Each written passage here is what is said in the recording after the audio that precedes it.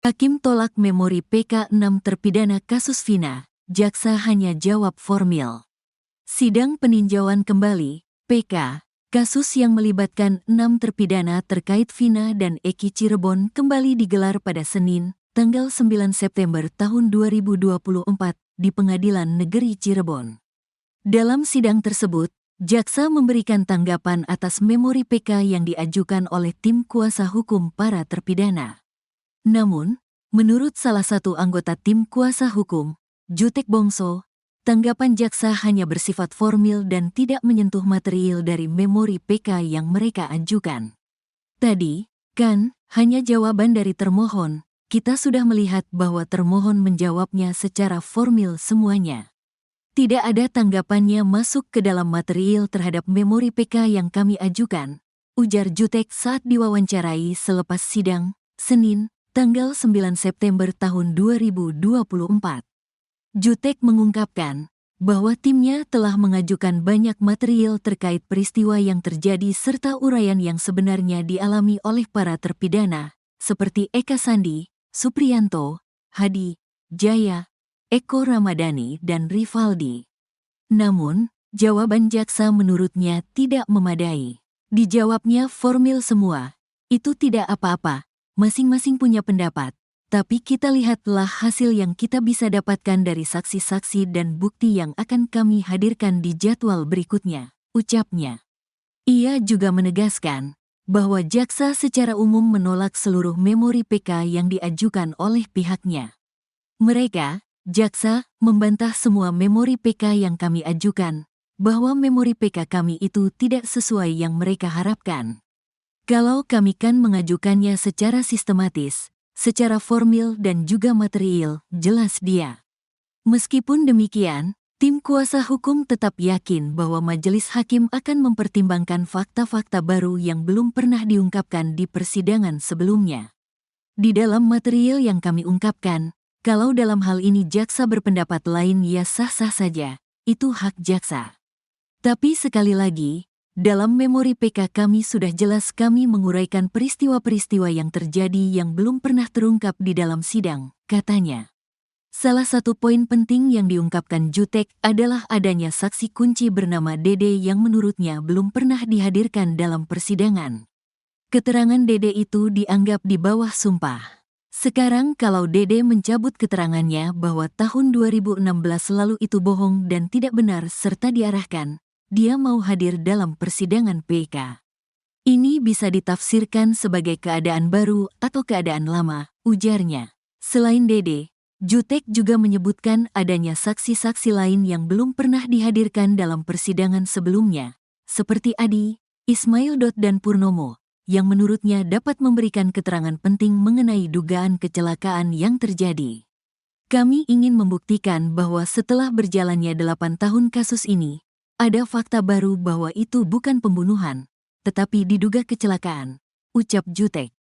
Adapun, sidang berikutnya dijadwalkan akan digelar pada Rabu, tanggal 11 September tahun 2024, dengan agenda menghadirkan saksi-saksi dari pihak pemohon. Hari Rabu ada 4 saksi yang mau kita hadirkan, dari total 39 saksi. 4 orang ini adalah saksi fakta dan saksi alibi, ujar dia. Sidang pada hari ini berakhir pukul 15.30 waktu Indonesia Barat setelah berjalan kurang lebih 5 jam dengan 2 kali skorsing. Sidang dipimpin oleh majelis hakim yang diketuai Ari Ferdian. Pengajuan gerasi para terpidana atau para pemohon peninjauan kembali, kemudian penutup kesimpulan.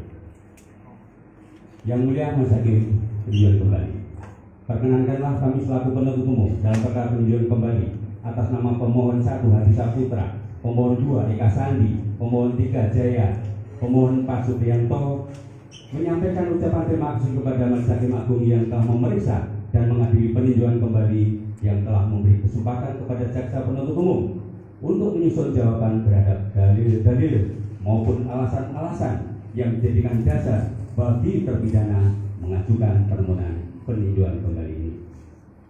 Upaya untuk menegakkan hukum tidaklah semudah membalikkan telapak tangan, terutama terhadap perkara-perkara pidana yang terdapat saksi mahkota dalam perkara pembunuhan dan persetubuhan yang menarik perhatian masyarakat Cirebon pada waktu itu. Beberapa hal yang dicermati jaksa penuntut umum dalam penanganan perkara yaitu terpenuhinya kelengkapan alat bukti, karakteristik pembuktian, menghadirkan saksi mahkota, dan rangkaian bukti yang saling bersesuaian, sehingga jaksa penuntut umum kemudian melimpahkan perkara tersebut ke Pengadilan Negeri Cirebon. Para pemohon peninjauan kembali merupakan para terdakwa dalam perkara sebagaimana dimaksud dalam putusan Pengadilan Tinggi Bandung nomor 193/P/2017 Bandung Yu putusan Pengadilan Negeri Cirebon nomor 4/PDTP/2017 Cirebon tanggal 26 Mei 2017 yang secara hukum telah berkekuatan hukum tetap. Dan saat ini para pemohon peninjauan kembali telah dieksekusi serta menjalani masa pidana, di mana terpidana menjalani di lembaga pemasyarakatan. Peninjauan kembali sebagai upaya hukum luar biasa dilakukan atas dasar sebagaimana dalam ketentuan pasal 263 ayat 2 KUHP, yaitu a. Apabila terdapat keadaan baru yang menimbulkan dugaan kuat bahwa jika keadaan itu sudah diketahui pada waktu sidang masih berlangsung, hasilnya akan berupa putusan bebas atau putusan lepas dari segala tuntutan hukum atau tuntutan penuntut umum tidak dapat diterima atau terhadap perkara itu diterapkan ketentuan pidana yang lebih ringan. Apabila dalam berbagai putusan terdapat pernyataan bahwa sesuatu telah terbukti akan tetapi hal atau keadaan sebagai dasar dan alasan putusan yang dinyatakan satu dengan yang lain. Sidang peninjauan kembali kasus yang melibatkan 6 terpidana terkait Vina dan Eki Cirebon kembali digelar pada Senin, 9 September 2024, di Pengadilan Negeri Cirebon. Dalam sidang tersebut, jaksa memberikan tanggapan atas memori PK yang diajukan oleh tim kuasa hukum para terpidana.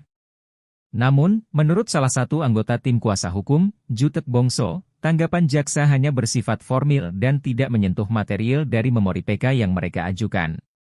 Tadi, kan, hanya jawaban dari termohon, kita sudah melihat bahwa termohon menjawabnya secara formil semuanya. Tidak ada tanggapannya masuk ke dalam material terhadap memori PK yang kami ajukan, ujar Jutek saat diwawancarai selepas sidang, Senin, 9 September 2024.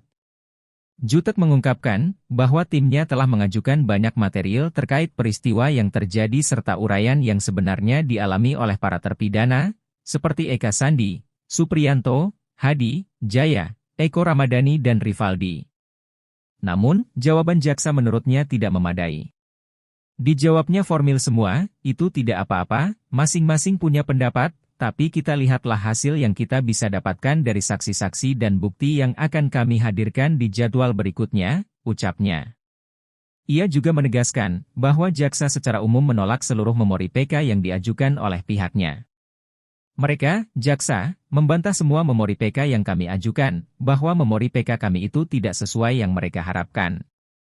Meskipun demikian, tim kuasa hukum tetap yakin bahwa majelis hakim akan mempertimbangkan fakta-fakta baru yang belum pernah diungkapkan